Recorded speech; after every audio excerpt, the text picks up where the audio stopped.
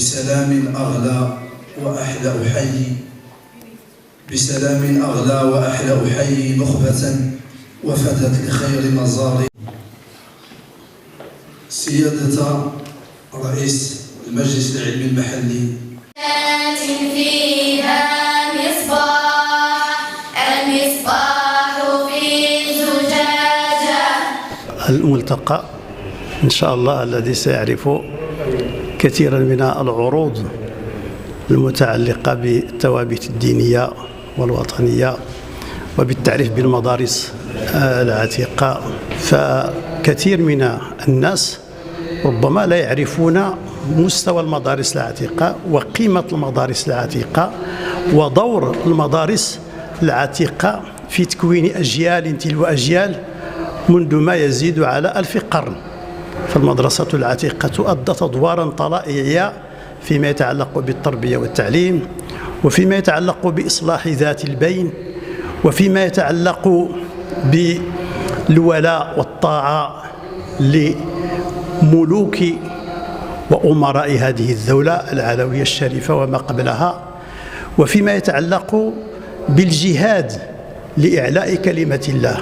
المدارس العتيقة جهلها كثير من الناس، جهل كثير من الناس أدوارها ومهامها ووظائفها وما قامت به منذ أن عرف هذا البلد الإسلام، منذ أن دخل الإسلام هذا البلد، ومنذ أن انتشر المذهب المالكي بالضبط وبالدرجة الأولى في هذه الربوع السوسية.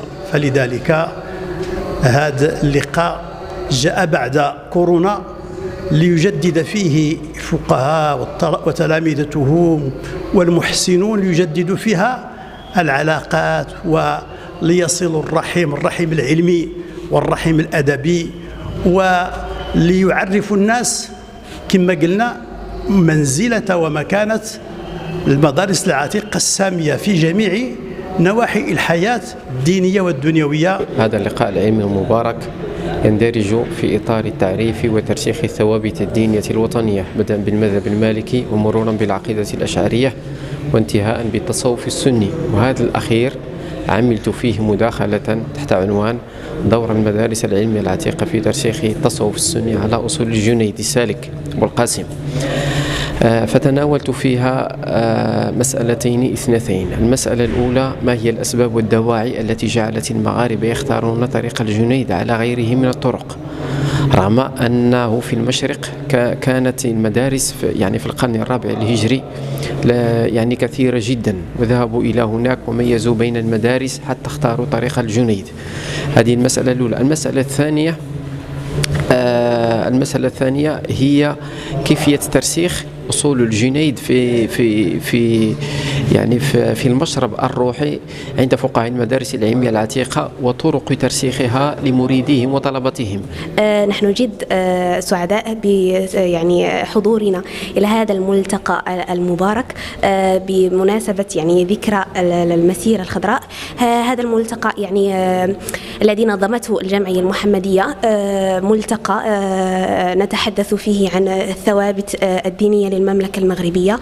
ونحن كأساتذة أو كطلبة للتعليم العتيق فنحن نبث هذه القيم ونحرص على تعليمها لبناتنا، سواء للطالبات أو للطلبة. نحرص على بث القيم في قلوبهم وعلى تعليمهم كتاب الله تعالى، ولم لا فهو دستورنا دستور حياتنا كمسلمين.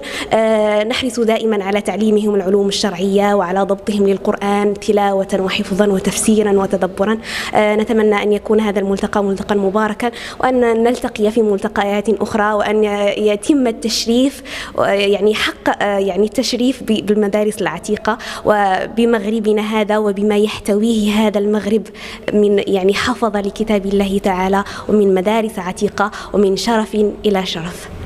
في إطار التعريف بهذه الجمعية الفتية التي في عمرها 4 سنوات، وكذلك تعريف المدارس العلمية العتيقة وما تقوم به من أدوار في خدمة القرآن الكريم والعلوم الشرعية وتخريج أفواج من الوعاظ والعلماء وأئمة المنابر وفي جميع مستويات الحياة الاجتماعية. والمؤسسة المحمدية هي تعمل في مجال خدمة التعليم العتيق بالدرجة الأولى، واستغلت هذه الفرصة، فرصة الذكرى 47 للمسيرة الخضراء.